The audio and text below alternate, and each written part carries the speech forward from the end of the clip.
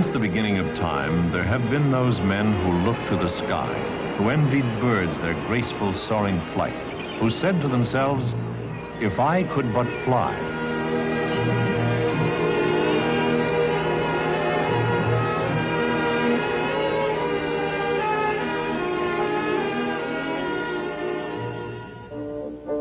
After eons of frustration, man did fly.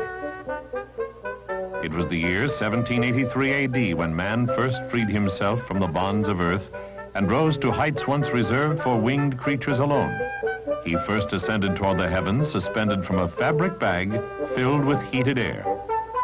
It wasn't long before the interest in ballooning became widespread, and its military possibilities were considered by many countries, including the United States.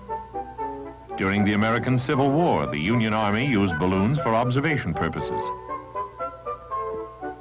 In the last half of the 19th century, the interests of many experimenters shifted from the lighter-than-air balloons to the glider. Visionaries considered the feasibility of adding a mechanical means of locomotion to the glider. Their ultimate goal was to develop a glider which could use some means of power for flight, a man-carrying aircraft. A technological breakthrough occurred with the invention of the high-speed internal combustion engine. Near the end of the century, the high-speed engine was married to the glider. The result was the birth of the airplane. In 1903, two imaginative bicycle mechanics felt they had a heavier-than-air machine which could carry a man aloft in sustained, controlled flight. Wilbur and Orville Wright, after 4 years of experimentation, gave the glider a water-cooled 12-horsepower engine which they designed themselves. The engine powered two chain-driven pusher-type propellers. December 17, 1903 was a cold, windy day at Kitty Hawk, North Carolina. By the toss of a coin, Orville won the chance to become the first man in history to fly under power. The first flight, covering a distance of 120 feet, lasted only 12 seconds. 4 flights were made that day, and the last flight covered 852 feet in 59 seconds. Because of the bleak December weather and a lack of fanfare, only 5 people witnessed those first historic flights. The Wrights returned home to Dayton, Ohio to continue their experiments. For one thing, they had to refine the controlling devices in order to turn the airplane in a safe manner. They began to patent certain features of their flying machines. In 1907, the Wright brothers' achievements were brought to the personal attention of President Theodore Roosevelt. The potential of the airplane as an instrument for national defense was pointed out. In December of that year, Signal Corps Specification number 486 was issued. It provided that the government would buy a flying machine from the lowest bidder. A flying machine which could attain a speed of at least 40 miles per hour and carry 2 persons with a combined weight of 350 pounds, a distance of 125 miles. It also stipulated that it would have to pass an endurance flight test of at least 1 hour while being steered in all directions and remain under perfect control. In all, 41 proposals were received, but eventually the Wrights and 2 others were given the go-ahead to build the first American military airplane. The Wrights were the only ones to deliver. They signed the contract on February 10, 1908, and 200 days later, Orville delivered the Wright Flyer to Fort Myer, Virginia, where initial flight testing began. There were several setbacks, including a crash which required the construction of a new airplane. The crash took the life of Lieutenant Thomas E. Selfridge, who was flying as Orville Wright's passenger. He became the Army's first aviation fatality. Orville sustained severe injuries in the smash-up. On July 27, 1909, Orville made the first official test flight. Lieutenant Frank P. Long went along as a passenger. The flight established a world's record, 1 hour, 12 minutes, and 40 seconds. The final test on July 30 was the speed flight. This time, Orville's passenger was Lieutenant Benjamin D. Fulloy. The average speed of 42.5 miles per hour won the Wrights a bonus of $5,000 over the contract price of $25,000. The Wrights airplane was officially accepted by the Army on the 2nd of August 1909 and was designated Signal Corps Airplane Number 1. The Army's contract included a stipulation that the Wrights teach 2 officers to fly the machine. In October of 1909, Wilbur trained the Army's first aviators. Lieutenants Frederick E. Humphreys and Frank P. Lahm soloed after just over 3 hours of flying time.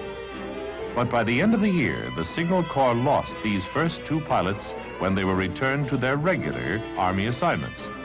In 1910, Lieutenant Falloy became the first correspondence school pilot. He learned to fly the airplane while getting instructions from the Wrights by mail. Until 1911, the Army had only 1 airplane and 1 pilot, Falloy. In March of that year, Congress appropriated $125,000 for Army aeronautics. 5 new airplanes were ordered, 3 from the Wrights and 2 from Glenn Curtiss. The Curtiss airplane was also a pusher type, but it had only 1 seat. Little by little, more men were taught to fly. By the end of 1913, 24 pilots were authorized to wear military aviator badges. Among them was Lieutenant Henry Hap Arnold, who first learned to fly at the Wright School near Dayton, then later qualified as a military pilot at College Park, Maryland. During this period, many flying schools were established. Because of the favorable flying conditions in California, Glenn Curtiss moved west and established a school in San Diego. It grew into the Army's first permanent aviation school. 2 overseas training schools were also established, one in Hawaii and the other in the Philippines. Near Manila, Lieutenant Frank Lahm opened a flying school with 1 airplane, a Wright Model Type B. At College Park, Maryland, Army pilots pioneered in several areas. The advantages of 2-way radio telegraphy were demonstrated. Experiments were conducted in aerial photography. Night flying techniques were also developed during this period. The first American bomb sight and bomb-dropping device was demonstrated. Experiments were conducted on the firing of a low-recoil machine gun from an airplane. Named the Lewis gun, it eventually became standard armament on Allied planes during World War I. This was truly a period of experimentation in American aviation, and in spite of a lack of funds and other obstacles, Army aviation had made progress. In 1913, the Signal Corps realized that the time was ripe to establish an air organization capable of military operations in the field. At Texas City, Texas, the 1st Aero Squadron was organized as an interim measure to meet an emergency situation. The squadron flew its 9 airplanes with the 2nd Division, guarding the Mexican border. This organization was officially organized in September 1914.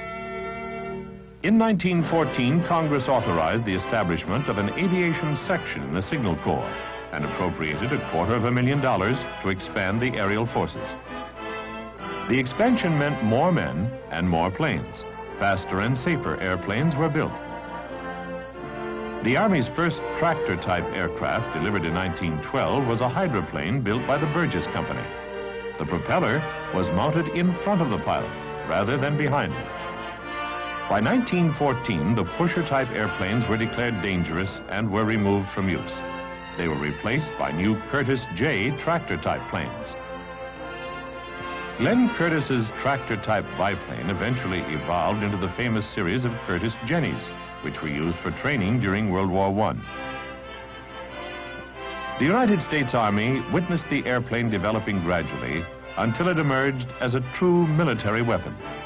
When World War I began, less than 11 years after the success of the Wright brothers, the airplane began to influence the histories of many nations.